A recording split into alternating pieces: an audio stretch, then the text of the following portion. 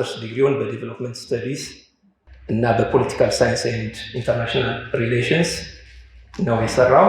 ፒኤችዲውን ደግሞ በፖለቲካል ኤንድ ሶሻል ሳይንስ ነው የሰራው። ዶክተር መሐመድ በተለያዩ ዓለም አቀፍና አገር አቀፍ የምርምር መድረኮች ላይ የታተሙ ያልታተሙ የጥናት ጽሁፎችን አዘጋጅቶ ያቀርቧል። እንደተነገረኝ በአብዮት ጥናት፣ በዲሞክራታይዜሽን እና በግጭት አፈታት ላይ የተለያዩ ጥናቶችን የጻፈ ነው። ከዚህም በተጨማሪ ከምርምርና ከጥናቱን በተጨማሪ ፖለቲከኛ እንደሆነ ፕሮፋይሉ ይገልጻል።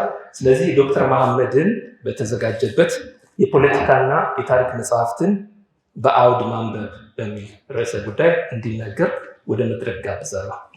እንዴት ዋላችሁ? እንዴት ከረማችሁ? እንግዲህ ያው የመጀመሪያ ተናጋሪ አድርገውኛል። ስለዚህ ያው ለሌሎች ተናጋሪዎች ኮንቴክስት ሴት ባላደርግም ሁኔታዎችን በዛው የመድረኩን ጸባይ አብሬ ያለማመዳቸዋለሁ ብዬ ወስዳለሁ ማለት ነው። አስተዋዋቂውን ስለ ካይንድ እና ጀነረስ ማስተዋወቁ በጣም አመሰግናለሁ። ያው ርዕሱ ላይ እንደተቀመጠው የፖለቲካና የታሪክ መጽሐፍትን እንዴት አድርገን በአውድ እናንብብ ወይ ደግሞ በኮንቴክስት እንዴት አድርገን እናንብብ፣ ኮንቴክስት እና ናሬቲቭስ፣ አውድና ትርክት እነዚህን መጽሐፎች እንዴት ነው የሚቀይዷቸው? ስለዚህ በዚህ መልኩ የሚያነብ አንባቢስ እንዴት አድርጎ ሲያነብ ነው ፕሮፐር አንባቢ ሊሆን የሚችለው የሚለው ራሱ ጉዳይ ላይ መወያያ ሀሳቦችን እየሰነዘርን አብረን እንወያያለን ማለት ነው። ዋልያ መጽሐፍት በዚህ ርዕሰ ጉዳይ ላይ የመወያያ መድረክ ማመቻቸቱን በግሌ በመጀመሪያ ማመስገን እፈልጋለሁ። በአጠቃላይ በእውቀት ማምረት ሂደት ውስጥ እንደዚህ አይነት ስትሪም ላይንድ የሆኑ አፕሮች በጣም መሰረታዊ ናቸው። ከመሃላችን በምን አይነት ንባብ ላይ ስፔሻላይዝ እናድርግ ብለን ራሳችንን እንድንጠይቅ የሚያደርጉ ብዙ ፈታኝ ሀሳቦች ይሰነዘራሉ እና ከመድረክ ለብዙዎቻችን አይን ገላጭ እንደሚሆን ተስፋ አደርጋለሁ። በዚሁ ክፍል 1 ስለተባለ ክፍል 2፣ ክፍል 3 በሌሎች ዘርፎች ቀጥሎ ለመታደም እንዲያበቃኝ እኔንም እንደዛው ጠይቃለሁ ማለት ነው። ርዕሱ እንዴት እናንብብ፣ እንዴት በጥልቀት እናንብብ ይላል እና ብዙ ጊዜ ራሱ የማንበብ ባህል የት ደርሶ ነው እንዴት እናንብብ የሚለው አንድ ጥያቄ ነው። በሌላ በኩል ደግሞ በጣም ጥልቅ ንባብ በሚያስፈልግ ጊዜ ላይ ሆነን ንባብ ራሱ ደግሞ ባህሉም ደግሞ ቀነስ ያለ ነገር ነው። ጥልቅ ንባብ ያስፈልገናል በጣም። በሌላ በኩል በጣም ጥልቅ ንባብ ክሪቲካል ሪዲንግ የሚባለው ነገር ብዙ አይታይም። ክሪቲካል የሚመስሉ ዲቤትስ ግን ብዙ አሉ በአካባቢያችን ላይ። ጠለቅ ያለ የፖለቲካ ንባብ ብዙ አናይም፣ ወይም ደግሞ እኔ ያለሁበት አካባቢ ብዙ አላስተዋልኩም። ጠለቅ ያለ የታሪክ ንባቦች ብዙ አይለመዱም፣ ግን ጠለቅ ያለ የሚመስል የታሪክ ክርክር በጣም ይታያል። ጠለቅ ያለ የፖለቲካ ክርክር በጣም ይታያል። ስለዚህ ያለ ጥልቅ ንባብ የሚካሄድ ጥልቅ የፖለቲካ ክርክር ይቻላል ወይ? ያለ ጥልቅ ንባብ የሚካሄድ ጥልቅ የታሪክ ክርክር ወደ ጥሩ መዳረሻ ያደርሳል ወይ ብሎ መጠየቅም አንደኛው መግቢያ ልንወስደው እንችላለን ብዬ አስባለሁ። በየትኛውም የንባብ ደረጃ ግን ይሁን ማንበብ መበረታታት ያለበት፣ በየትኛውም የንባብ አይነት ይሁን ማንበብ ሊበረታታ የሚገባውና ማንበብ የሂደት ውጤት እንደመሆኑ መጠን ሰዎች የንባብ ቴስታቸውን የንባብ ጥልቀታቸውን እንደየሁኔታው ቅርጽ ማስያዝ ስለሚችሉ ማንበብ መመከር አለበት ብለን ተስማምተን ወደ ውይይታችን እንገባለን ማለት ነው።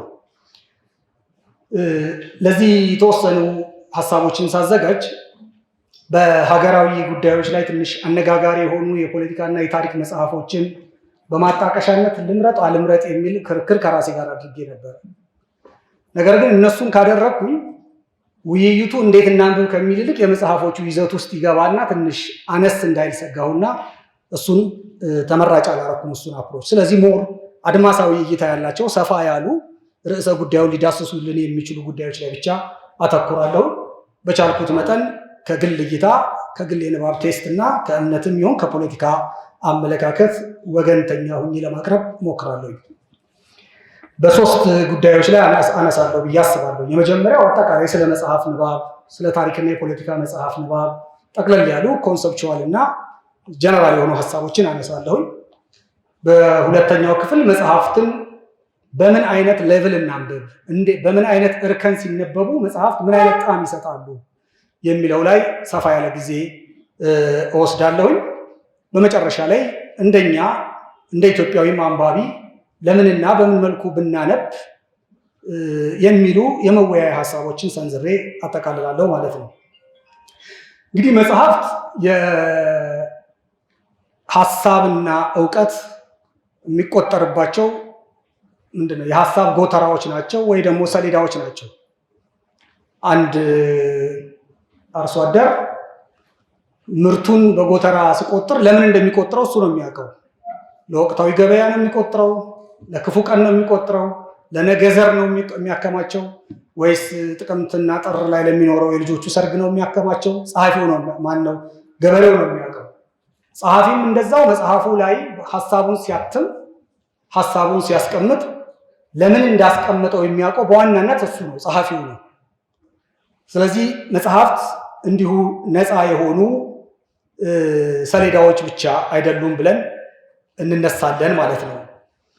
ምክንያቱም መጽሐፍት ሲመረቱ የራሳቸው የሆነ እሳቤ አላቸው። የጸሐፊው እሳቤ አለ which is በሊትሬቸር ስም፣ በፊሎሶፊም፣ በፖለቲካል ሳይንስም በአጠቃላይ በሶሻል ሳይንስ የሚቀነቀኑ የምታውቋቸው ኦንቶሎጂ፣ ኤፒስቶሞሎጂ፣ ሜቶዶሎጂ የምንላቸው ነገሮች የጸሐፊውን ሀሳብ ሼፕ ያደርጉታል፣ ቅርጽ ይሰጡታል። እና መጽሐፍት የእውቀት ማምረቻ መሳሪያዎች ብቻ ሳይሆኑ የጸሐፊው ሀሳብ ማንጸባረቂያ ወይ ደግሞ ማተሚያ ሰሌዳዎች ናቸው ብለን እንወስዳለን። ለምሳሌ በሀገር ጉዳይ የሚጽፍ አንድ የፖለቲካ ጸሐፊ ወይ ደግሞ በሀገር ጉዳይ የሚጽፉ በፖለቲካ ጉዳይ የሚጽፉ ሶስት ጸሐፊያንን ብናይ ሀገር ለሶስቱ ጸሐፊዎች መጀመሪያ የተለያየ ሊሆን ይችላል። ኦንቶሎጂካሊ መጀመሪያ ስለ ሀገር ያላቸው እይታ መጀመሪያ ሊለያይ ይችላል። ሀገር ለአንደኛው ሶሻል ኮንትራክት ነው ብሎ ሊያስብ ይችላል። ስለዚህ ሀገርን ከሶሻል ኮንትራክት ይወስድና ማህበረሰባዊ ውል ነው፣ እነማን ነው በዚህ ማህበረሰባዊ ውል ውስጥ መሳተፍ ያለባቸው አይነት ዲቤት ውስጥ ሊከት ይችላል። ለተወሰነው ጸሐፊ ደግሞ ሀገር ምናልባት የስፒሪቹዋል ኤግዚስቲንግ ስፒሪቹዋል ቢንግ ነገር ሊሆን ይችላል። ስለዚህ ሀገር ምንድን ነው? ስለዚህ የሀገር አይነኬነት፣ የሀገር ቅድስና ብሎ ሊጀምር ይችላል።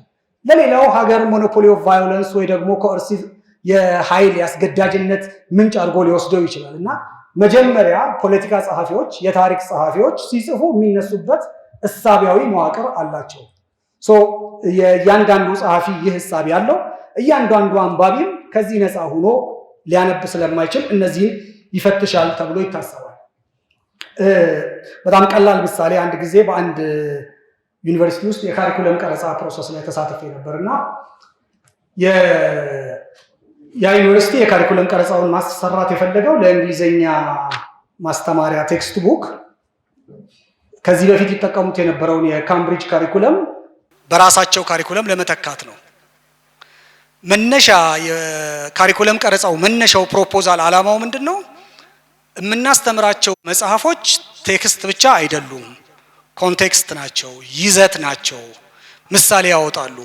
ለምሳሌ በነዛ መጽሐፍት ውስጥ የፋሚሊ ኮንሰፕት በካምብሪጅ ካሪኩለም ያለ ፋሚሊ ኮንሰፕት እና አንድ ሌላ ሀገር በራሱ ኮንሰፕት ሊያዘጋጅ ቢል ፋሚሊ ይለያያል። ኮንሰፕቱ ፋሚሊ ስንት ልጅ ነው ያለው? ፋሚሊ ላይፍ ምንድነው የሚመስለው?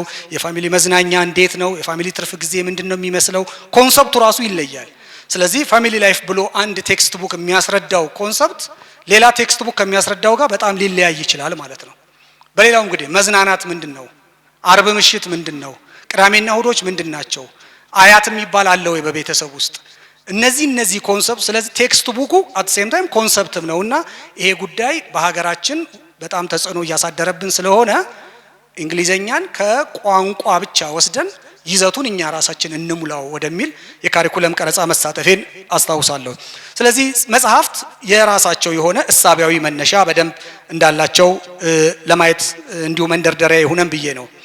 በሌላ በኩል መጽሐፍት በተመሳሳይ መልኩ እንዴት ነው አንድን ነገር ማወቅ ያለብን የሚለውንም በይነው ነው የሚነሱት።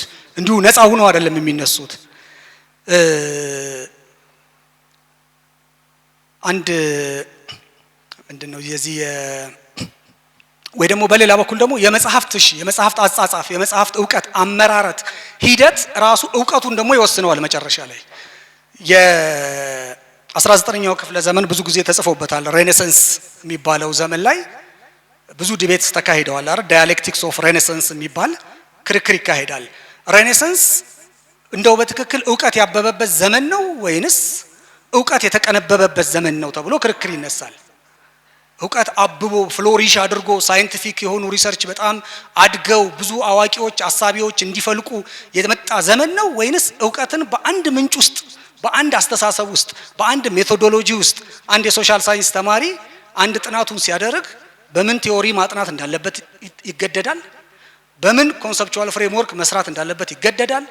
የትኛውን ፓራዳይም መጠቀም እንዳለበት መምረጥ አለበት። ስለዚህ ከዚህ ፓራዳይም ከዚህ ቲዮሪ ከዚህ ፍሬምወርክ ውጭ ወጥቶ ዕውቀት ሲያመርት በጆርናል አይታተምም አይደል? የለውም፣ ዕውቅና አይሰጠውም። የአንድ የሕክምና የሜዲሲን ተመራማሪ አንድን መድኃኒት ለማግኘት መሄድ ያለበትን ፕሮሲጀር ስታንዳርዳይዝ አድርገዋል። ስለዚህ ዕውቀት የተመረተበት ሂደት በራሱ የዕውቀቱን የመጨረሻ ውጤቱን ይወስነዋል። መጽሐፍ ስናስብ በእሳቤ ደረጃ ለመጽሐፉ መነሻ የሆነው ሐሳብ ምንድነው? መጽሐፉ ምንን እንዴት እንድናውቅ ነው የጋበዘን?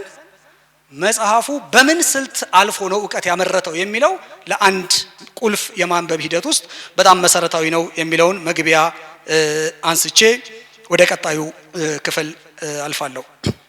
ስለዚህ መጽሐፍን ስናስብ ስለ መጽሐፉ እናስባለን፣ ስለ አንባቢውም ደግሞ እናስባለን። አንባቢው ማን ሆኖ ነው መጽሐፍ የሚያነበው? ተማሪ ሆነን ነው የምናነበው? ተመራማሪ ሆነን ነው የምናነበው? ፖለቲከኛ ሆነን ነው የምናነበው? መሪ ሆነን ነው የምናነበው? ማን ሆነን ነው መጽሐፉን የምናነበው? ስለዚህ ከመጽሐፉ የምንወስደው የመጨረሻ ቴካዌያችን በምናነብበት ልክና ፐርፐዝ ካልተቃኘ የምናነብበት ፐርፐዝ የምናነብበት ፐርስፔክቲቭም የመጽሐፍን መዳረሻችንን ይወስነዋል። በመጨረሻ የምናነብበት ሁኔታም እንደዛው በኋላ በኬዞች በተወሰነ መልኩ አነሳለሁኝ። ከዚሁ ጋር ተያይዞ እንግዲህ ሁለተኛው ማነሳው ሐሳብ እንዴት ይነበቡ ወደሚለው እንገባለን። እንግዲህ የፖለቲካ መጽሐፍ እንዴት ይነበቡ ስንል የፖለቲካ መጽሐፍ ራሱ ምንድን ነው? የትኛውን የፖለቲካ መጽሐፍ? የፖለቲካ መጽሐፍ እያነበብን እንደሆነ የሚሰማን ምን አይነት መጽሐፍ ስናነብ ነው? የታሪክ መጽሐፍ ስናነብ እንዳነበብን የተሰማን ምን አይነት መጽሐፍ ስናነብ ነው? ምንድነው የታሪክ መጽሐፍ? ምንድነው የፖለቲካ መጽሐፍ የሚለው ላይ በጣም ብዙ አልገባም።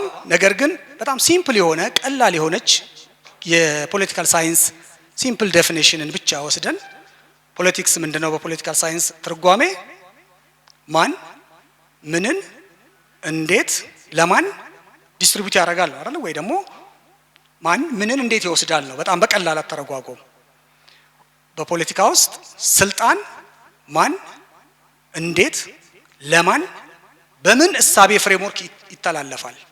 ኃይል ሪሶርስ ለማን እንዴት በምን መንገድ ኦን ይደረጋል? በጣም በቀላል ትርጓሜ ሊትራል ዴፊኒሽን እንደዚህ ብለን እንነሳ። ስለዚህ አንድ የፖለቲካ መጽሐፍ ከግለሰብ ውዳሴ የተለየ ነው ማለት ነው። ከግለሰብ ኩነኔ የተለየ ነው ማለት ነው።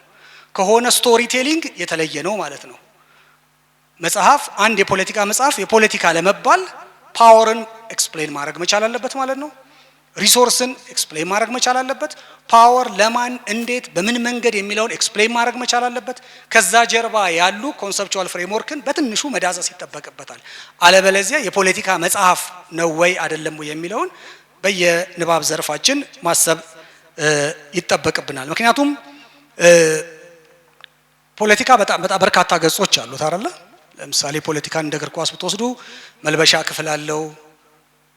ስለዚህ መልበሻ ክፍል ውስጥ የሚካሄደውን ሁነት ካልጻፈ ፖለቲካ አልጻፈም። ካታንጋ አለው። ስለዚህ ከካታንጋ ሆኖ የሌላ መጽሐፍ መጻፍ አይችልም። ፖለቲካ የራሱ የሆነ ነገር አለው። ፖለቲክስ የራሱ አረንጓዴ ምንጣፎች አሉት፣ ቢጫ መስመሮች አሉት፣ ሰማያዊ ካርዶች አሉት፣ ግራጫ ፊቶች አሉት፣ ጥቁር ገጾች አሉት፣ ቀይ መብራቶች አሉት።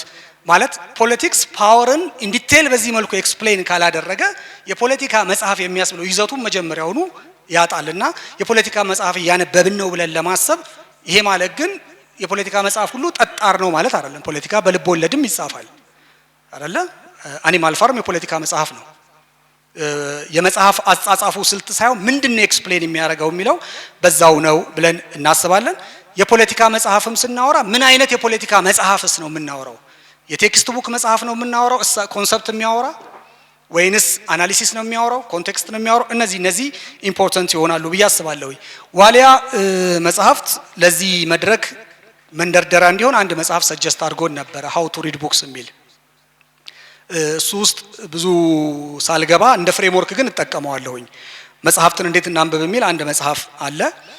የሞር አድለር መጽሐፍ ነው። መጽሐፉ 4 የአነባበብ እርከኖችን ይተርካል። ኤሌመንተሪ ሪዲንግ ወይም ደግሞ እንዴት ብለን ተርጉመው የጀማሪ ንባብ ወይ ደግሞ የጨረፍታ ንባብ ብለንም ልንተረጉመው እንችላለን። የኢንስፔክሽናል ሪዲንግ ወይም ሰምሃው ፍተሻዊ ንባብ ብለን ልንተረጉመው እንችላለን። አናሊቲካል ሪዲንግ ትንተናዊ ንባብን በለው እና ሲኖፕቲካል ሪዲንግ ደግሞ ሰምሃው የማንጸሪያ ንባብ ሪፍሌክቲቭ ሪዲንግ ብለን ልንወስደው እንችላለን። እነዚህን ሰጀስት አድርጎናል። እኔ እነዚህን ለመግቢያ ያህል ብቻ እጄ 3 ኬዞችን ለመወያያነት አቀርባለሁ።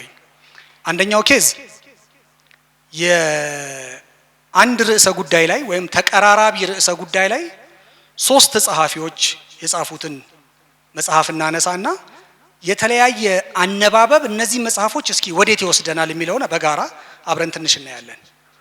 ሁለተኛው ኬዝ አንድ ጸሐፊ የጻፈውን 3 የተለያየ መጽሐፍ፣ የመጀመሪያው በአንድ ርዕሰ ጉዳይ ላይ 3 ጸሐፊዎችን ነው የምናየው። ሁለተኛው አንድ ጸሐፊ የጻፋቸውን 3 መጽሐፎችን በወፍ በረር አይተን የተለያየ አነባበብ ወዴት እንደሚወስደን ትንሽ አብረን እንቃኛለን። በሶስተኛው ኬዝ ደግሞ አንዲትን መጽሐፍ ብቻ ፒክ እናደርግና በተለያየ የአነባበብ ቴክኒክና ስኮፕ ስናነባት ምን ትሰጠናለች የሚለውን አብረን እያየን እየተራረምን እንሄዳለን ማለት ነው። አንድ ቤት እንድንሆን እነዚህ 4ቱን ሐሳቦች ዝም ብዬ ነካ ላድርጋቸው። ኤሌመንተሪ ሪዲንግ የሚባለው የጀማሪ ንባብ የሚባለው ነው። በአጠቃላይ ስለ መጽሐፉ ጠቅለል ያለ ግንዛቤ የሚያስይዝ የንባብ አይነት ነው። ምናልባት ከመግቢያው የሚወሰር ሊሆን ይችላል፣ ከጀርባ ጽሁፉ የሚወሰር ሊሆን ይችላል፣ ጠቅለል ካለ ስኪሚንግ የሚወሰር ሊሆን ይችላል እና እነዚህ ኤሌመንተሪ ሪዲንግ የምንላቸው የንባብ አይነቶች አሉ። ይህ አይነት ንባብ ጥቅል መረጃ ከመስጠቱ ያለፈ ስለ መጽሐፉ ዝርዝር ነገር የማስረዳት አቅም አይኖረውም። በዚህ መልኩ ያነበብንም ደግሞ ስለዛ መጽሐፍ ወይ ደግሞ ስለዛ ርዕሰ ጉዳይ በጣም ጠለቅ ብለን ለመወያየት ትንሽ አቅም ይወስነናል ብለን መረዳት ያስፈልጋል። በኤሌመንተሪ ሪዲንግ ታሪክን ከትውስታ ያለፈ፣ ፖለቲካን ከአርጊውመንትና ወረድ ካረግነው ከሀሜት ያለፈ አይሰጠንም። ስለዚህ ኤሌመንተሪ ሪዲንግ እንዲሁ ምን ተጻፈ ከማለት ያለፈ የመጽሐፍ ይዘትን የሚያስረዳ አይደለም። አንድ ኬጂ ዘንድሮ ጆይን ያደረገ አንድ ህፃን ልጅ ያለኝና ኬጂ ገብቶ ሰሞኑን እንትን እያነበበ ነው። ይሄ ታንክ ኢር ምናምን እያነበበ ነው እና ታንክ የምትለዋን አነበበና እህቶቹ ጋር ሄደ። ከዛ ማሩ እስከዛሬ ተሳስተናል፣ ይሄ ለካ ምላስ ነው ታንግ አይደለም ምላስ አይደለም ታንግ ነው አለ። እስከዛሬ ተሳስተናል። አሚን ኤሌመንተሪ ሪዲንግ እንዲህ አይነት ነገር ያመጣል። ኢሚዲየትሊ ያወቀው ነገር ብቸኛ እውቀት መስሎ ሲታይህ አንድም የቀደመ እውቀትን ትሽራለህ፣ ሁለትም ይሄን አብሶሉት እውቀት አድርገህ ትወስዳለህ እና ይሄ ምላስ አይደለም ብሎ ደመደመ ማለት ነው። አንድ ብዙ አልሳቃችሁም፣ አንድ ቀልድ ልጨምር። የፖለቲካው ልቶ እንደ በቃ እሺ፣ ፖለቲካው አካባቢ አንድ ቀልድ አለ።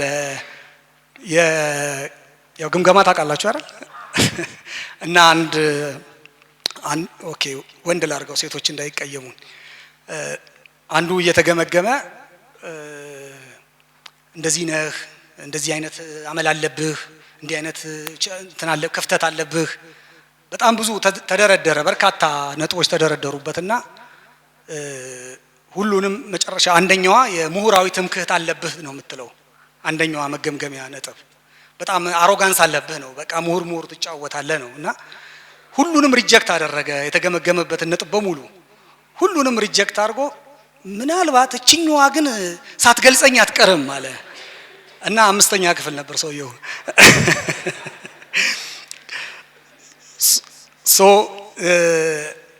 በአንድ ጉዳይ ላይ ጠቅላላ ነገር ለማግኘት መውሰድ በጣም አስፈላጊ ነው፣ በጣም ኢምፖርታንት ነው። ነገር ግን ኤሌመንታሪ ሪዲንግ ለቀጣዩ የሚያዘጋጅ እንጂ እዛ ጋር የሚያበቃ የንባብ አይነት አይደለም ብለን በመውሰድ በየትኛውም ንባብ ደረጃችን ሁሌ ለማደግ የሚደረግ ጥረት ውስጥ እንድናልፍ ለማለት ነው። ሁለተኛው የንባብ አይነት ኢንስፔክሽናል ሪዲንግ የሚባለው ይሄ ፍተሻዊ ትንሽ አርጊውመንትን የመፈተሽ የንባብ አይነት ነው። ቀለል ባለ መልኩ ምን አይነት አርጊውመንት ነው ዴቨሎፕ እያደረገ ያለው ያ ጸሐፊ፣ ምን አይነት እሳቤ ነው ያንጸባረቀ ያለችው ያቺ ጸሐፊ የሚለውን ለመነሳት የሚያመች ጠቅለል ያለ የአንድ ስቴፕ ጠለቅ ያለ የንባብ አይነት ነው። ቀጣዩ ትንተናዊ ንባብ የሚባለው ነው። ይሄ ትንተናዊ ንባብ ደግሞ በኋላ በኬዝ እናየዋለን። በደንብ ውስጡ እየተገባ እይታዎቹን ለእይታዎቹ መነሻ ያደረጋቸውና በመረጃዎቹና በእይታዎቹ መሃል ያሉ ነገሩ መስተጋበሮችን የሚፈተሽበት የንባብ አይነት ነው። የመጨረሻው ሲኖፕቲካል ሪዲንግ ወይም የማንጸር ንባብ ነው ያልኩት፣ ሪፍሌክቲቭ ሪዲንግ ነው ያልኩት። ይሄ የንባብ አይነት አንባቢውን ዳኛ የሚያደርግ የንባብ አይነት ነው። አንባቢ እዚህ ቦታ ላይ ዳኛ ነው። በተለያዩ ጸሐፍት መካከል የሐሳብ ዳኝነት የሚሰጥ ዳኛ ነው እንጂ ኮንሱመር አይደለም እዚህ ጋር። ስለዚህ ኢትስ ካይንድ ኦፍ ኮምፓራቲቭ ሪዲንግ ይሆናል ማለት ነው። የማነጻጸር ንባብ ይሆናል ማለት ነው። እንግዲህ የክሪቲካል ሪዲንግ የጥልቅ ንባብ እርከኑም እንዲህ እያለ ያድጋል ማለት ነው። ከኤሌመንተሪ ወደ ኢንስፔክሽናል እያለ ይመጣል ማለት ነው። ስለዚህ እነዚህን እስኪ እኔ ቅድም በገለጽኩት 3 ኬዞች የተወሰነ አብረን እናያቸው። የመጀመሪያው የመረጥኩት ኬዝ በ3 መጽሐፎች ላይ ብዙዎቹ የምታውቋቸው ቅድም እንዳልኩት ከሀገር ውስጥ መጽሐፍ ሸሸት ያልኩት ይዘቱ ላይ ከምናተኩር የአጀንዳው ላይ እንድናተኩር ስለፈለኩ ነው።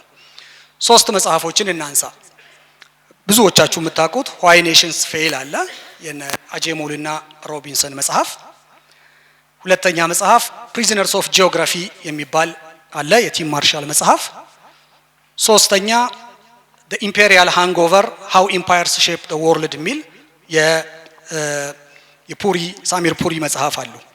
እነዚህ 3ቱም መጽሐፎች በዋናነት የሚያጠነጥኑት መልክዓ ምድራዊ አቀማመጥ፣ ከዚህ በፊት የነበረ ሌጋሲና ይዞታ በእድገት ላይ በአንድ ሀገር እድገት ላይ ያላቸው ሚና ላይ ነው።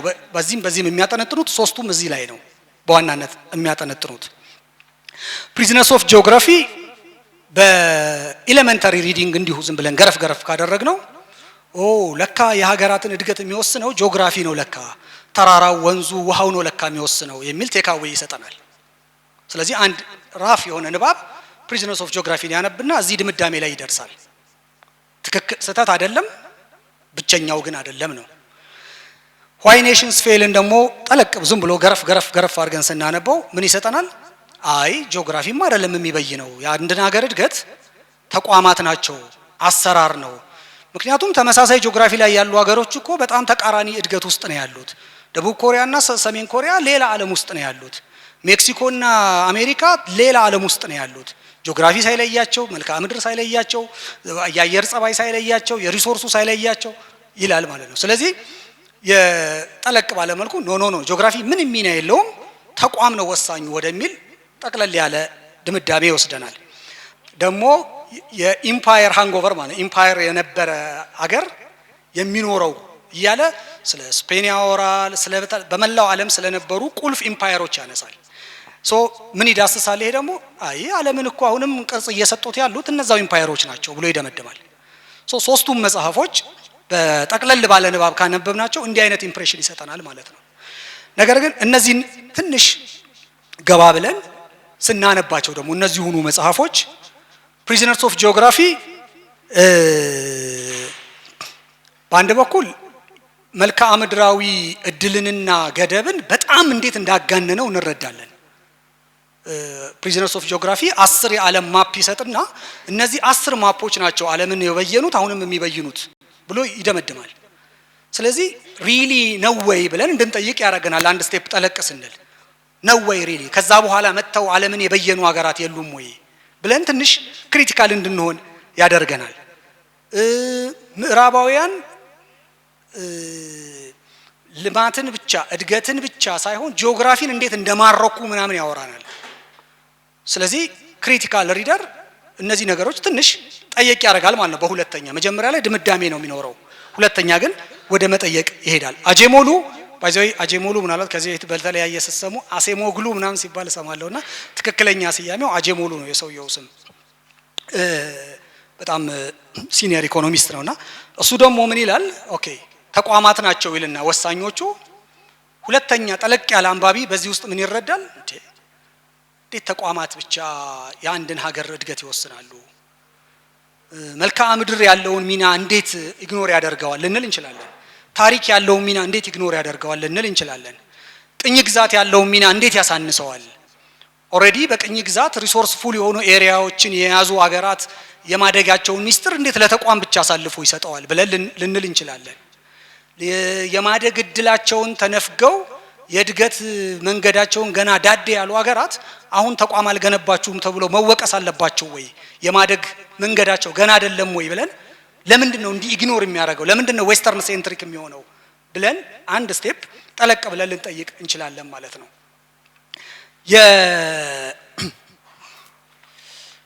በዚሁ መልኩ ኢምፔሪያል ሃንጎቨርንም አንድ ስቴፕ ደግሞ ጠለቅ ብለን ስናነብ በኢምፓየሮች ያላቸው ሚና በጣም ምን ያህል እንዳገዘፈው እንረዳለን።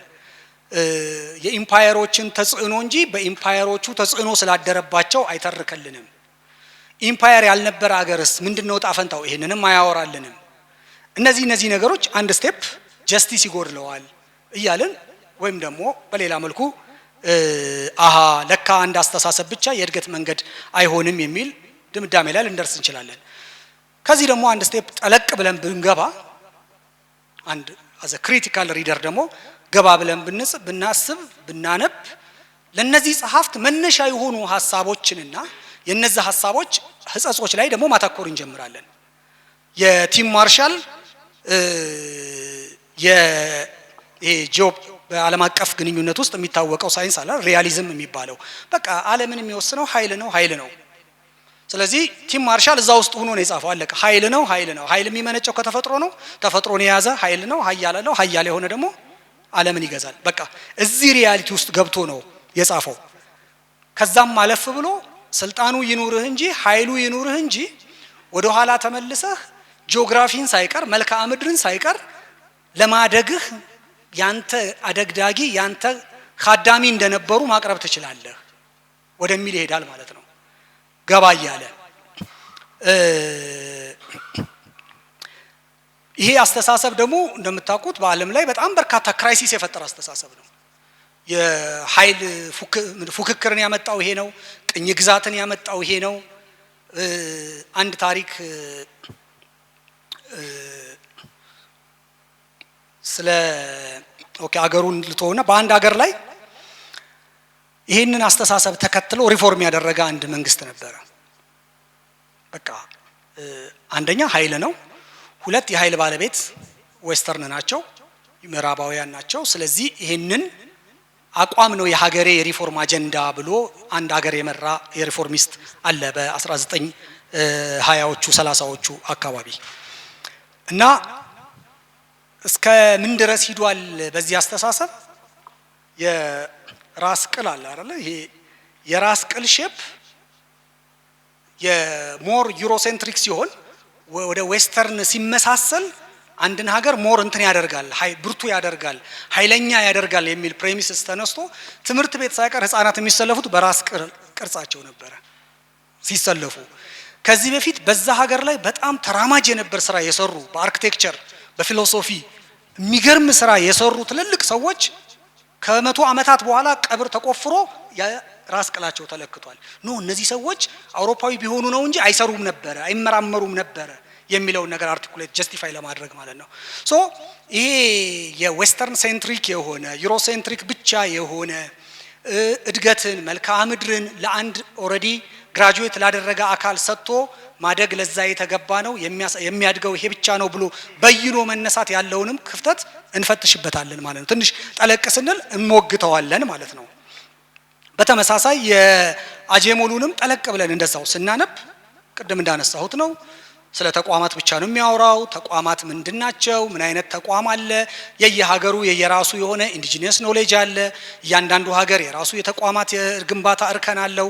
እነዚህን ሁሉ ትንሽ ገባ ብለን እንድናይ በደንብ ያግዘናል በሚለው ነው። የኢምፔሪያል ሃንጎቨርም እንደዛው ትንሽ ጠለቅ ብለን ስንገባ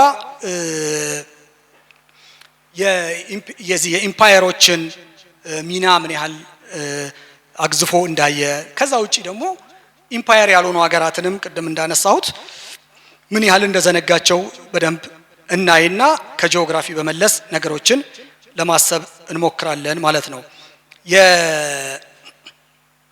አንድ መጽሐፍ አለ ምንድነው አፍሪካ ኢዝ ናት ኤ ኔሽን ኦር አፍሪካ ኢዝ ናት ዋን ኔሽን ዋን ካንትሪ እንደዛ የሚል አፍሪካ አንድ ሀገር አይደለችም የምትል አንድ ብዙ ጊዜ አይታችሁ ከሆነ ትንሽ አይሰማችሁም? ሆነ ያሁን አንዳንድ ዜና ስሰማ የአፍሪካና ጣሊያን ፎረም እንትን ላይ እየተካሄደ ነው፣ የአፍሪካና የፈረንሳይ ፎረም እንትን እየተካሄደ ነው።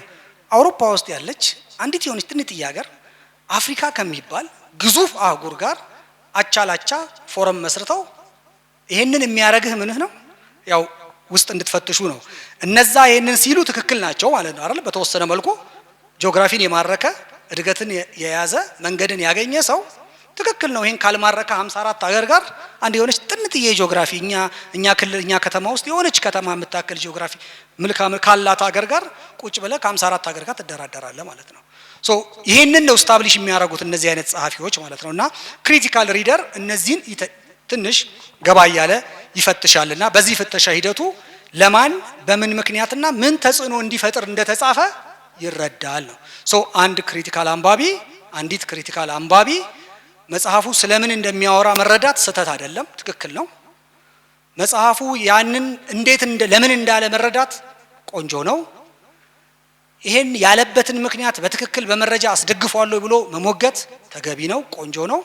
አለፍ ብሎ ደግሞ ምን ስታብሊሽ ማድረግ ነው የፈለገው የሚለውን ደግሞ መፈተሽ የአንድ የክሪቲካል አንባቢ እርከን ነው ብለን ልንወስድ እንችላለን። በዚህ መልኩ ብዙ መጽሐፎችን አብረን መዳሰስ እንችላለን። እዚህ ለሰዓት ሲባል አልፋቸዋለሁ።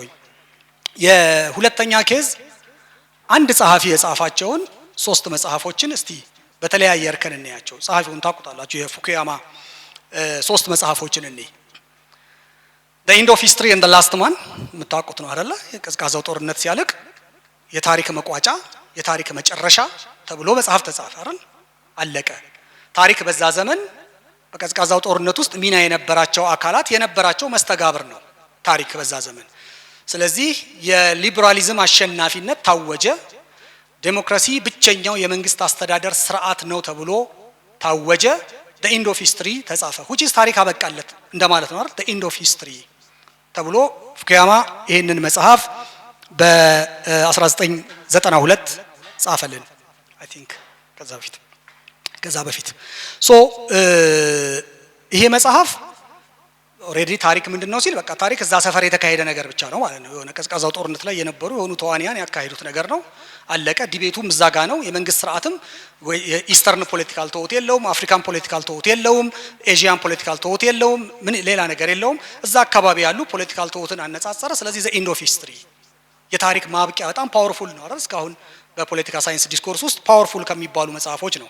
ዘ ኤንድ ኦፍ ሂስትሪ ብሎ ጻፈ። ኤንድ ዘ ላስት ማን። ስለዚህ ቀለል ባለ መልኩ የዚህን ሰውዬ መጽሐፍ ዝም ብሎ ስናነበው በቃ የቀዝቃዛው ጦርነት በሊበራሊዝም አሸናፊነት ተደመደመ ወደሚል ድምዳሜ እንደርሳለን ማለት ነው። ኢትስ ኖት ሮንግ። መጽሐፉ እንደዛ ነው የጻፈው። ሁለተኛው መጽሐፍ ላይ በ2014 የጻፈው ፖለቲካል ኦርደር ኤንድ ፖለቲካል ዲኬይ የሚል መጽሐፍ አለ የፉኩያማ። ፖለቲካል ኦርደር እና ፖለቲካል ዲኬይ ኦልሬዲ የምዕራቡ የሊበራሊዝም አሸናፊነት ታውጇል፣ ታሪክ አብቅቷል ከተባለ በኋላ እነዚህ ነገሮች በየትኛው አገራት ምን መልክ አላቸው እያለ ትንሽ ወረድ ብሎ የፈተሸበት ነው። የቱ አካባቢ ተሳክቷል፣ የቱ አካባቢ ሳይሳካ ቀረ፣ የቱ አካባቢ በቀጥታ የሊበራል ዲሞክራሲን ኮፒ አድርጎ ሰክሰስፉል ሆኗል፣ የቱ አካባቢ ደግሞ ትንሽ ሌላ ፎርም ኦፍ ገቨርንመንት ፈጥሯል። ሶ ሰክሰስ እና ፌለርን አናላይዝ አደረገ። which is the end of history ትንሽ ተሸረፈ ማለት ነው አይደል? በጊዜ ሂደት the end of history የሚባለው ነገር የለም ማለት ነው። ለካ የሊበራሊዝምም ይሁን የዲሞክራሲ የተሻለ አማራጭነት ከጊዜ ጊዜ ሊለያይ ይችላል፣ ለካ ከሀገር ሀገር ሊለያይ ይችላል፣ ለካ አሁንም ገና ነው ለካ ወደሚል ትንሽዬ መጣ በዚህኛው መጽሐፉ ላይ። በሶስተኛ መጽሐፍ ላይ አይደንቲቲ የሚል አንድ መጽሐፍ ጻፈ። አይደንቲቲ ዘ ዲማንድ ፎር ዲግኒቲ ኤንድ ዘ ፖለቲክስ ኦፍ ሪዘንትመንት የሚል አንድ መጽሐፍ ጻፈ። በግሌ ብትጠይቁኝ ይሄን መጽሐፍ ገና እንደገዛሁት በእርግጠኝነት ፉኩያማ ከነበረው አቋም በቃ ዲፓርት አድርጓል ብዬ ዝም ብዬ ደመደምኩ በራሴ ማለት ነው። በኋላ ሳነበውም ግን ኢንፋክት ያንኑ ነው የወሰድኩት። እዛ መጽሐፍ ላይ ደግሞ አይ ዘመናዊ የፖለቲካውን ዓለም እየቃኘ ያለው ለማንነት የሚደረጉ ስትራግልስ፣ ለእውቅና የሚደረጉ ስትራግልስ የፈጠሩት ኮንፍሮንቴሽን የፈጠሩት መሰነጣጠቅ ነው ቅርጽ እየሰጠ ያለው ብሎ ከምን መጣ ማለት ነው ኢንድ ኦፍ ሂስትሪ። ከዛ አይ ያንን አስተሳሰብ ስኬታማነቱ የሚወስኑ ፋክተርስ ከዛ ወረድ አለና ቢዮንድ ዛት ለካ ሌላ ጉዳይ አለ ብሎ ወደ ውስጥ መጣ ማለት ነው። ሶ አንድ ጸሐፊ አንድ አንባቢ ጥቅል በሆነ ንባብ ስናነበው ዘ ኢንድ ኦፍ ሂስትሪንም ሲያነብ ዘ ኢንድ ኦፍ ሂስትሪ ቢረዳ ስህተት የለውም። ፖለቲካል ዲኬይንም ሲያነብ በደንብ ይተቻል፣ ችግር የለውም። አይደንቲቲንም ሲያነብ በራሱ በፋክቱ ችግር የለውም። ሶ በነጠላ ስናነበው በገረፍታ ስናነበው ይሄንን ምስል ጠቅለል ባለ መልኩ ይሰጠናል። አንድ ስቴፕ ገባ ብለን ደግሞ ስናነበው ኢንፋክት ቀደም በተወሰነ መልኩ ጠቅሼዋለሁ፣ ከጥቅል ከፍጹም ድል አድራጊነት ወደ ፔሲሚዝም መሻገር ይታያል ማለት ነው። ከፍጹም በላይነት ወደ ማለት ኮንሽስነስ የመምጣት ይታያል ማለት ነው። የሊበራል ዲሞክራሲ ወይ ደግሞ የዲሞክራሲ ሞዴል የተለያዩ ልጆች፣ የተለያዩ ጥሩ ሞዴሎች፣ የተለያዩ መጥፎ ሞዴሎች እንዳሉት በፖለቲካል ሲስተም ኤንድ ፖለቲካል ዲኬ ላይ በዝርዝር ይሄድበታል ፉኩያማ። አንድ ተማሪ ያለን አንድ መምህራችን አንድ ሲምፕል አሳይመንት ሰጠን። the future of ዳሽ ምትል ርዕስ ሰጠን እና the future of ዳሽ አርጉ። ዳሹን የፈለጋችሁ ሙሉበት፣ ከፈልጉ the future of food በሉት፣ ከፈልጉ the future of whatever በሉት። ግን ያንን ጽሁፍ አንድ አዲስ ዓመት የገባ የመጀመሪያ ዓመት ተማሪ እንዲረዳው አርጋችሁ በቀላሉ አርጋችሁ ጻፉ የሚል አሳይመንት ትዝ ይለኛልና እዛ ላይ አንዲት ቱኒዚያዊት ልጅ ምን ብላ ጻፈች? the future of liberal values in liberal democracy ብላ ጻፈች። የሊበራል እይታ በሊበራል ዲሞክራሲ አገራት ፊውቸሩ ምን ይመስል ይሆን?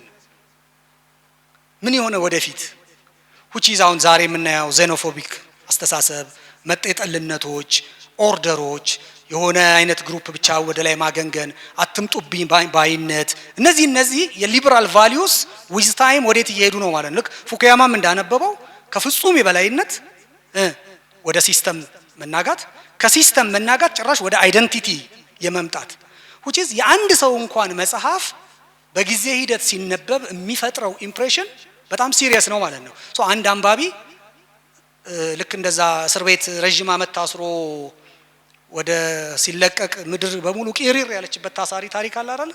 በጣም በርካታ ዓመት ታስሮ ምናምን ሲፈታ ኤቭሪቲንግ ተቀያይሯል። ስልክ የሚባል ቴክኖሎጂ መጥቷል ምናምን እና ሌላ ዓለም ነው ያገኘውና ዘ ኢንድ ኦፍ ሂስትሪን አንብቦ የቆመ ሰው ዘ ኢንድ ኦፍ ሂስትሪ ላይ ነው የሚኖረው። ፖለቲካል ሲስተም እና ዲኬይን የጨመረ እዛ ጋር ይሆናል ማለት ነው። ዛ አይደንቲቲ ሲያነብ ሽፍቱ በደንብ ይታየዋል። እና የክሪቲካል ሪዲንግ አንደኛው በግለሰብ ጸሐፊ እንኳን ስናየው አይደለም በበርካታ ጸሐፊዎች ግለሰብ ጸሐፊ እንኳን እንዴት ኢቮልቭ እንደሚያደርግ ክሪቲካል ሪዲንግ ያንን ነገር በደንብ ይነግረናል የሚለውን ይህም አለለካ እንድል ያደርገናል ማለት ነው። ጊዜና ሁኔታዎች ምን እንደሚመስሉ ያስረዱናል የሚለው ነው። ከዚህ በላይ እንግዲህ ትንሽ ጠለቅ ያለ ደግሞ ንባብ ካደረግን እዛ ቅድም ያነሳናቸው ፍልስፍናዊ መነሻዎቹን እነ ፕሮፌሰር እንግዲህ በኋላ ያስረዱናል። ከዚህ ከሄጌሊያን አይዲያሊዝም እንዴት አድርጎ ወደ ዌበሪያን ራሽናሊቲ ለመምጣት የሞከሩትን ፍልስፍናዊ መነሻዎቹን ጠለቅ እያሉ በሌሎች መድረኮች በኋላ ስለምታዩት እዛ ውስጥ አልገባም ማለት ነው። በዋናነት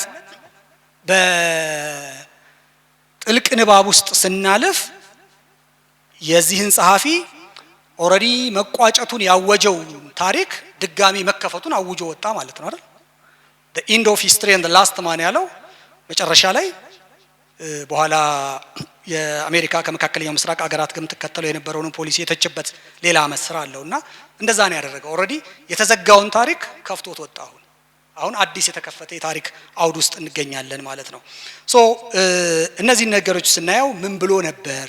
መጀመሪያ ለማን ነበር የጻፈው? አሁን ላይ ሐሳቡን ያስቀየሩት ጉዳዮች ምንድን ናቸው?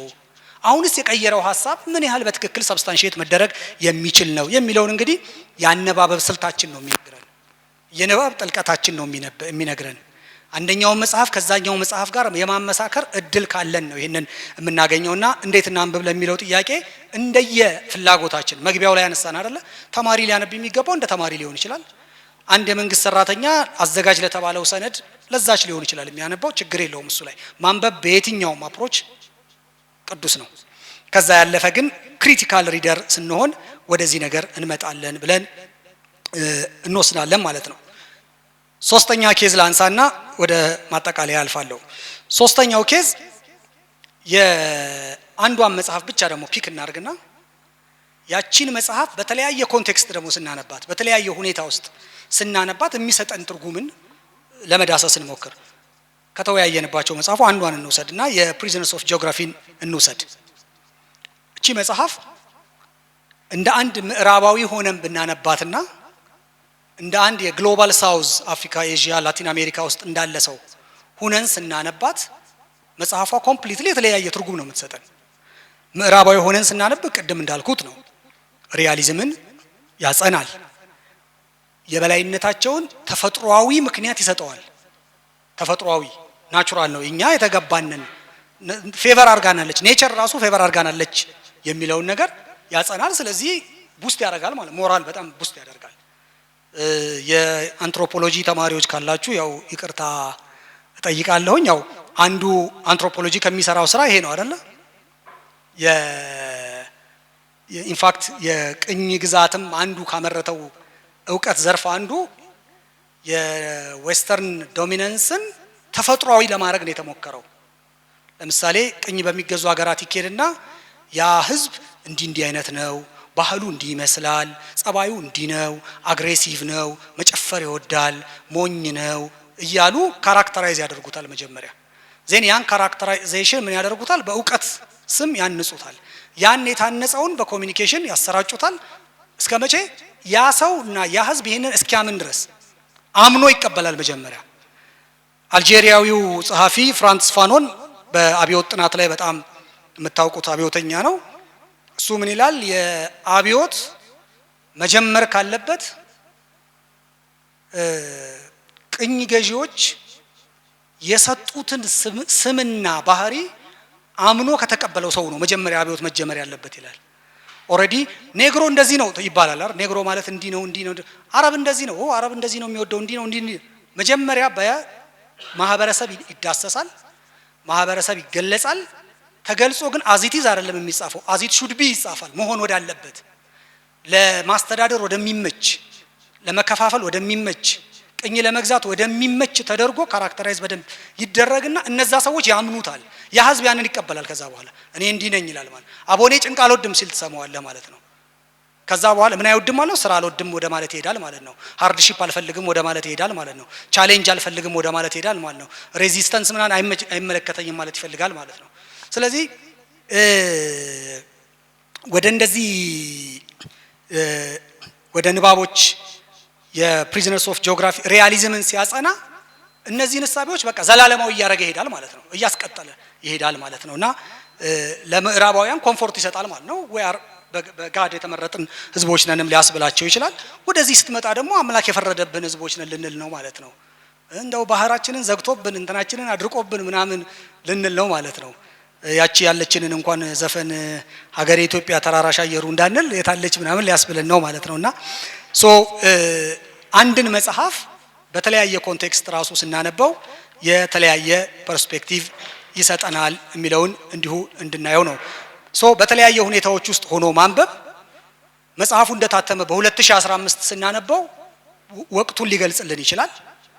በ2022 ስናነበው ራሽያና ዩክሬን ምናምን ሲዋጉ ለካ ስቲል ጂኦግራፊ በጣም ኢምፖርታንት ነው የጂኦግራፊ ቫልዩ ብሎ አውሮፓ ከዛ አንፃር ይረዳል። ራሽያ ከሌላ አንፃር ትረዳዋለች። ከጂኦግራፊ አንፃር የተረዳችው አውሮፓ ራሽያን አግሬሽን ይላል።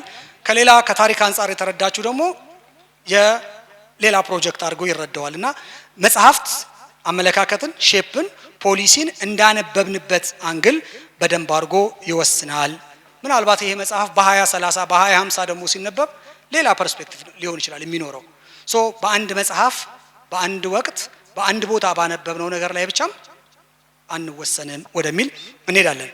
በዚሁ እንግዲህ ሀገረኛ መጽሐፎችን ማየት እንችላለን። እያጠናቀቁ ነው። ወደ ብዙ ለምሳሌ የታዋቂው የታሪክ ጸሐፊ የፕሮፌሰር ባህሩ ዘውዴ መጽሐፎችን በዛው ሂደት ማየት እንችላለን አይደለ? ሂስትሪ ኦፍ ሞደርን ኢትዮጵያ ሲጻፍ አት ግላንስ ዝም ብሎ ስናነበው ምን ይመስለናል? የኢትዮጵያ ታሪክ ኦኬ፣ ነገስታት አሉ፣ አብዮት አለ፣ የህዝብ ትግል አለ፣ የዲሞክራሲ ትግል አለ ምናምን የሆኑ ነገሮች እንኳን እናገኛለን። ክሮኖሎጂካል ኦርደር እናገኛለን፣ ፋክት ዴታ ምናምን እናገኛለን። የኢትዮጵያ ታሪክ እንዲህ ነው ለካ ልንል እንችላለን። ጠለቅ ብለን ደግሞ ስንገባ ሌላ ነገር እናገኛለን። ለእናንተ ስለምትወው ብዬ ነው። ሶሳይቲ ስቴት ኤንድ ሂስትሪ የሚለው መጽሐፋቸውን ደግሞ ካነበብን ሌላ አንድ ስቴፕ ገባ ብሎ እናየዋለን። ፓዮኒርስ ኦፍ ቼንጅ ደግሞ የጻፉበትን ስናይ እዛም ላይ ሌላ ፍተሻ ውስጥ እንገባለን። ኦኬ ፓዮኒርስ ኦፍ ቼንጅ የ19ኛው ክፍለ ዘመን የኢትዮጵያውያን የለውጥ አቀንቃኞች እነከሌ ናቸው ተብሎ በጣም ማራኪ በሆነ በጣም ደስ በሚል መልኩ ተጽፎ እናነባለን። ገባ ብለን ስናይ ደግሞ ኦኬ ለውጥ የትኛው ነው ምናምን የሚል ጥያቄ ደግሞ ሊመጣ ይችላል ማለት ነው። ወይም ደግሞ እነዚህ ሰዎች ትክክለኛ የለውጥ ነገር አመጡልን ወይ ልንል እንችላለን። ወይ ደግሞ የጎደሉ የለውጥ አራያዎች የሉም ወይ ልንል እንችላለን። ዋትኤቨር ኢት ኢዝ ግን መጽሐፍ የአንድንም መጽሐፍ መጨረሻ ላይ ይሄ የዚህ የራሳቸውን የግለ ታሪክም የጻፉበትን መጽሐፍም እንደዛው ሶሻሊስት ዩቶፒያ ዘ ኩዌስት ፎር ሶሻሊስት ዩቶፒያን ስናነብ አብዮተኛ ሰው ሲያነበው ይበሳጫል። ማለት ሶሻሊስት ዩቶፒያ ብሎ አይደል መጀመሪያ ርዕሱ ራሱ አንዲት የሆነች የሶሻሊስት ቅዠትን የመመኘት ነው። አንድ አብዮተኛ ሰው ያንን መጽሐፍ ሲያነብ ኖ እኛ we were not በኢትዮጵያ ውስጥ አልነበርንም በወቅቱ ተጠልፈን እንጂ እንዲሆነን እንጂ ብሎ ጀስቲፋይ ያደርጋል ማለት ነው። መጽሐፍትን አንድ ሰው ከናንተ መሃል አሳይመንት ቢሰጠው በእነዚህ አራት መጽሐፎች መካከል በሂስትሪ ኦፍ ሞደርን ኢትዮጵያ፣ ስቴት ሶሳይቲ ኤንድ ሂስትሪ፣ ዘ ኩዌስት ፎር ሶሻሊስት ኦርደር እና ግለ ታሪካቸውን የጻፉበትን አራቱን መጽሐፎች ላይ አናሊሲስ ይሰራ ቢባል ኮንቲኒቲ ይኖራል በእርግጠኝነት፣ ለውጥ ይኖራል በእርግጠኝነት፣ ክፍተት ይኖራል በእርግጠኝነት፣ አምስተኛው መጽሐፍ ደግሞ ይዞ የሚመጣው ሌላ ነገር ይኖራል በእርግጠኝነት። ሶ ክሪቲካል ሪዲንግ ማለት ቅድም እንዳነሳ ነው በመጽሐፍቶች መካከል ዳኛ ሆኖ መቀመጥን የሚጠይቅ የንባብ አይነት ነው። ስለዚህ ምን እናድርግ ወደሚለው ምን እናድርግ እንኳን አይባልም፣ እንዴት ብናደርግ ይሻላል የመወያያ ሀሳቦችን እንሰንዝርና እንለያይ። እንግዲህ እንደ ኢትዮጵያ ስናስብ መግቢያ ላይ እንዳልኩት የንባብ ባህል ራሱ ትንሽ ደካማ በሆነበት ሁኔታ ላይ ስለሆንን ስለ ጥልቅ ንባብ ደካማ ነው አይደለም፣ ኢምፔሪካል ዳታ የለኝም። እንግዲህ መጽሐፍ አታሚዎች ስንት መጽሐፍ ያሳትማሉ በአመት፣ ስንት መጽሐፍ ይሸጣል፣ ስንት ሰው ያነባል፣ እነሱ ነው ኢምፔሪካሊ ፕሩቭ ማድረግ ያለባቸው። ነገር ግን ጥቅል ሲታይ ግን ደካማ የንባብ ባህል ውስጥ ነን ብለን መውሰድ እንችላለን። በሌላ በኩል ግን እንደዚህ አይነት መድረኮች በየቦታው ያሉ የመጽሐፍት ቤቶች መብዛት፣ እንደዚህ መከፈቶች፣ የተለያዩ ነገሮች መብዛት ደግሞ የሚሰጠን ተስፋ አለ። ትንሽ ወደ ንባብ ወደ ጥልቅ ንባብ ወደ መጽሐፍ ውይይትም ገባ እያልን ነው ብለን ትንሽ ተስፋ እንድናደርግ ያደርገናል። ከዚህ በፊት በአንድ መጽሐፍ ወር በአንድ ርዕሰ ጉዳይ ላይ አማራጭ ጦት አንድ አርጊውመንት ላይ ብቻ ኦብሰስድ እንድንሆን አድርጎን ከነበረ የአማራጮች መብዛት የፈጠረብን ኮንፊውዥን ውስጥም ገብተን ሊሆን ይችላል። አሁን ደግሞ ይሄ ራሱ ሌላ ሽግግር ነው። የአማራጭ ጦት ከሚፈጥረው ፍጹም እርግጠኝነት የአማራጭ መብዛት የሚፈጥረው ግራ መጋባትም አንዱ ሽግግራችን አድርገን ልንወስደው which is ለክሪቲካል ሪዲንግ የሚጋብዝ ነው ብዬ አስባለሁ። ምክንያቱም የአማራጭ መጥፋት የሚፈጥረው እርግጠኝነት ነው በጣም ሞር አደገኛ አይደል? አንድ አቶ ፋሲካ ሲደልል የጻፉትን መጽሐፍ ያው አንብባችሁታል ብዬ አስባለሁ ብዙዎቻችሁ የሻምላው ትውልድና እዛ ላይ አንድ በጣም የሚገርም አገላለጽ ይጠቀማሉ። ሶቪየት ህብረት ሂደው የተደራደሩ እየተነጋገሩ እና የኛዎቹ በቃ ይሄ ኢምፔሪያሊዝምን አንታገስም ምናምን ይላሉ በጣም እና ራሺያዎቹ ኧረ ቀስ በሉ ተረጋጉ ይላሉ አሉ። እና ለምን በወሰድነው ልክ አብሶሉት የሆነ ነገር ውስጥ ስንገባ የሚፈጥረው ክፍተት ከዛ ደግሞ አማራጭ ነገሮች ሲመጡ ደግሞ የሚፈጠር ግራ መጋባት እዛ ውስጥ ነን ብዬ አስባለሁኝ እኔ እንደ ንባብ እንዴት እንሂድ የሚለውን ለማሳየት። ያለ ጥልቅ ንባብ የተፈጠሩ አንዳንድ ቀውሶችንም ዊትነስ የምናደርግበት ጊዜ ላይ ነን ብዬ አስባለሁ። በአንድ ፐብሊክ ሪሌሽን ዶክመንት አቋም የያዘን ሰዎች እንኖር እንችላለን። የፖለቲካ መጽሐፍ ሳይሆን የህዝብ ግንኙነት ፓምፍሌት ላይ ማለት ነው። አቋም የያዘን ሰዎች እንኖራለን አንዳንዴ። ስለዚህ ያለንበት ኮንቴክስት የንባብ ባህል ቢደክምም ትንሽ የመሻሻል እያሳየ ነው ብዬ አስባለሁ። መሻሻሉ ደግሞ ወደ ግራ መጋባትም እያመጣ ነው ብዬ አስባለሁ። ጥልቅ ንባብ በጣም በሚፈለግበት ክሪቲካል ጊዜ ውስጥ ነን ብዬ አስባለሁ። ስለዚህ የምናነበው ኦልሬዲ የምናውቀውን ነገር ስታብሊሽ ለማድረግ ብቻ ሳይሆን ለመጠየቅ ከጥያቄ ጋር ራሳችን ጋር ለመጋፈጥ ወኔ እያዳበርን ነው ብዬ መነሻ አወስዳለሁ። በዚህ መነሻ ቅድም የሰጠኋችሁ ምሳሌ ላይ ይሄ the future of በሚለው የቤት ስራ ላይ ያቺ ቱኒዚያዊት the future of liberal values in liberal democracy ስትጽፍ እኔ the future of history in ኢትዮጵያ ብዬ ነበር የጻፍኩት። እና የታሪክ መጻኢው በኢትዮጵያ እንግዲህ ታሪክ መጻኢ አይደለም ማለት ታሪክ ኦልሬዲ ያለፈ ነገር ክስተት ነው ምንም እንኳ አሁናዊ ኮንቴክስት ቢሰጠውም። እና ምንድነው ዋና አርጊውመንት የነበረው ወደፊት በጣም በርካታ የሆኑ የታሪክ መጽሐፍት ሲመጡ በርካታ የሆኑ የታሪክ አርጊውመንትስ ሲፈለፈሉ በጣም በርካታ የሆኑ ነገሮች ሲመጡ ምንድነው የሚሆነው? መጻኢው ምን ይመስላል? ፊውቸሩ ምንድነው ነው ዋና ጥያቄው ማለት ነው። the future of history ምንድነው የሚሆነው? አሁን ያለንበት ጊዜ እንደዛ እንድንጠይቅ የሚያረጉ ነው ብለን በማሰብ መጽሐፍትን ለጥያቄዎቻችን ከሚሰጡን አብሶሉት ፍጹም መልስ ፍለጋ ከማንበብ ይልቅ መጽሐፍትን ጥያቄ ጠይቀን መልስ እንድናገኝ የሚጋብዙ ምኖች እናርጋቸው ፋኖሶች አድርገን የማሰብ አስፈላጊነት ውስጥ እንዴት እንየው። በጣም በጥልቀት ባነበብን ቁጥር ደግሞ በጣም ይበልጥ ኮምፕሌክስ እየሆነ የመምጣት ነገር አለው። ብዙ ነገሮች ብዙ ባነበብን ቁጥር በጣም ኮምፕሌክስ ነው የሚሆነው። ይሄንን ኮምፕሌክሲቲ ማምለጥ ነው የሚሻለው ወይንስ አሁንም ብዙ ባነበብንና በጥልቀት ባነበብን ቁጥር የምናዳብረውን ኢንተሌክቹዋሊዝም የምናዳብረውን ሬዚለንስን እየጨመረን መሄድ ነው የሚሻለው ወይስ የቱ ጋር እናቋርጥ? እዛ ጋር ፍቃዱ ይታየኛል በድርባብ በሚለው መጽሐፉ ላይ አንድ በጣም አንዲት የሆነች ታሪክ የሆነች ቆንጂ ስቶሪ አለች። ያ ደግ ሰውና ህመም ያደረጉት ኮንቨርሴሽን አንብባችሁት ከሆነና እና ህመም ለምን ታማለህ ተብሎ ኮንቨርሴሽን ስለሆነ ሲጠያየቁ እኔ እኮ አይደለም የማመው ሰዎች ራሳቸው በሚይዙት የተመረዘ ሐሳብ ቃል በቃል አይደለም ኮት ማረጋው ሰዎች ራሳቸው የሚይዙት የተመረዘ ሐሳብ ነው ያመመ የሚጥላቸው ሰዎች ራሳቸው የሚያከማቹት ባይ ዘ ወይ ዘ ሴም አርጊውመንት የጀዊሽ ፊሎሶፈሩ ኖዋል ሃራሪ ዘ ሴም አርጊውመንት ኔክሰስ መጽሐፉ ላይ ይጠቀማል። አሁን ያለንበት ዘመን የጀንክ ኢንፎርሜሽን መብዛት ነው። ልክ ጀንክ ፉድስ ያለውን ኢፌክት ታውቁታላችሁ አይደል? ጀንክ ፉድስ በሰውነታችን ላይ ፋስት ፉድስ ምናምን የሚባሉት ያለው ኢፌክት ጀንክ ኢንፎርሜሽን ደግሞ በአእምሮአችን ላይ ያመጣል ነው። የአእምሮ መለጠጥ፣ የአእምሮ ከቁጥጥር ውጭ መሆን፣ የአእምሮ የሚይዘው የሚጨብጠው ማጣት አይነት ነገርና የተመረዘ ሐሳብ ነው ያመማቸው ያለው ብሎ አርጊው ያደርግና አንድ በጣም ደስ የምትለው እንትኑ ምንድነች? ብዙዎቹን እየደረስኩኝ ይገላግላቸዋለሁኝ አንዳንዶቹ ሳልደርስላቸው ቀርና ያብዳሉ። ህመም ፈዋሽ ሆኖ ማለት ነው። የስነ ጽሁፍ ውበት አንዳንዴ እንደዛ ነው።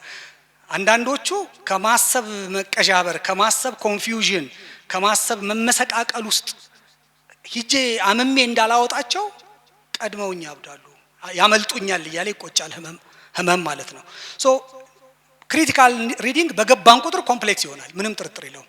ከኮምፕሌክሲቲው መውጣት ነው ማምለጥ ነው ወይንስ ለዛ የሚመጥን ስነልቦና ዝግጁነት፣ የመጠየቅ አቅም፣ ፍጹማዊ አለመሆን፣ ነገሮችን በኦርደር የማየት ትላንትና ዛሬን አብሮ ማሰናሰል፣ አንድን ጸሐፊ ከሌላ ጸሐፊ ጋር ማወዳደር፣ ከምንም በላይ ደግሞ እዚህ ሆነን ኢትዮጵያዊ ሆነን እኛን ሆነን አላማችንን ሆነን ማንበብ ነው የሚሻለው። እናምልጥ ወይንስ እንጋፈጥ የሚለው አንደኛው መወያያ ጥያቄ ልናነሳ እንችላለን። በጨረፍታ ንባብ ውስጥ የሚኖርን ምቾት ደግሞ ብዙ ዘላቂ አለማድረግ ምቾት ይሰጣል። ይሄ የገረፍ ገረፍ ንባብ ምቾት ይሰጣል። ይሄ ቀለል ባለ ኮንቨርሴሽን ይሄን ያህል አንብቤያለሁ፣ እንትናን አንብቤዋለሁ፣ እንትና ምን እንደዚህ ጽፎ ምናምን ይመስለናል። ግን ከዛ ምቾት ትንሽ ለመውጣት እና እንዲደናገረን የማድረግ አንድ የቆሎ ተማሪ በእኛ ደግሞ እስልምና የደረሳ እና የሸህ ወሬ ወግ አለና ደረሳውን አስተምረውት ሲጨርሱ ገባህ ሲሉት አዎ በጣም ገባኝ ብሎ ደመደመና ዝም በል እንኳን ሊገባህ ገና አልተደናገረህም ማለት ይባላል። ኮንፊውዥን መደናገር የእውቀት መግቢያ በሩ ነው። ስለዚህ በጨረፍታ ንባብ ዝም ብሎ በገረፍ ገረፍ ንባብ ከሚኖር ኮምፎርት ይልቅ ኮንፊውዥኑ ምቾት ይስጠን። ግን እዛች ኮንፊውዥን ምቾት ውስጥ ደግሞ እንዳንቆይና የፍቃዱን ታሪክ እንዳናመጣው አንድ ስቴፕ ራሳችንን እያዳበርን በተቻለው መጠን እንሂድ ለማለት ነው። ከዛ ውጪ እንግዲህ ስናነብ ኢትዮጵያዊ ሆነን ማንበብ ቅድም የምንላቸው ዓለም አቀፍ መጽሐፎችም የትኞቹም የትውስት ዲስኮርሶች በሙሉ መነሻ ሀሳብ አላቸው፣ መዳረሻ ግብ አላቸው።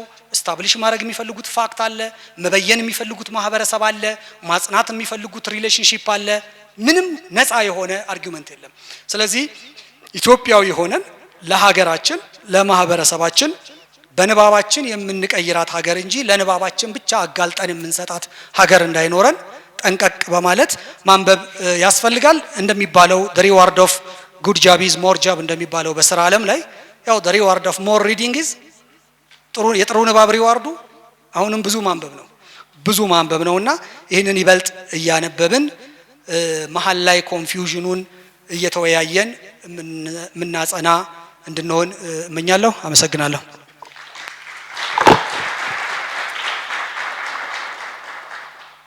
ዶክተር መሐመድን በጣም አመሰግናለሁ። በጣም ኢንሳይትፉል ነበር። ለዚህም ነው ሰዓትም ቢገፋ ምልክት ላለመስጠት የተጠነቀቅኩት። በተለይ ጥልቅ ንባብ የሚባለውን ነገር በየስቴጁ ምን እንደሚመስል አሳይቶናል። ብዙ አልናገርም። እኔም አንድ 3 ፖይንቶች ላይ ወስኖ ያስቀመጣቸውን ነገሮች ለማንሳት ያህል ብቻ በ3 ኬዝ ስተዲዎች ወይም በኬዞች ከፋፍሎ 3 ፖይንቶችን አስቀምጦልናል። እነዚህን አይ ሆፕ ኖት እያደረጋችሁ እንደሄዳችሁ ከፕሬዘንቴሽኖቹ በኋላ ውይይት ይኖረናል፣ የውይይት ሰዓት ይኖረናል። ጥያቄዎቻችሁን ወይም ሀሳቦችን እንደያዛችሁ ተስፋ አድርጋለሁ። ያው በጣም በወሳኝ የሆነው የሱ ፖይንት መጻሕፍት ሌየርስ ኦፍ ሚኒንግስ አሏቸው። እንዲሁ ተነበው በጨረፍታ ንባብ ወይም አሁን ስኪሚንግ ስክሮሊንግ እያልን ስናነብ ነው የምንውለው። ያው የታወቀ ነው። ሞባይላችንን ገልጠን ስክሮል ስናደርግ ነው የምንውለው። በንባብ ኤክሰርሳይዝ ውስጥ ነው ያለነው። ግን ስለ መጽሐፍት ንባብ እያወራን ስለሆነ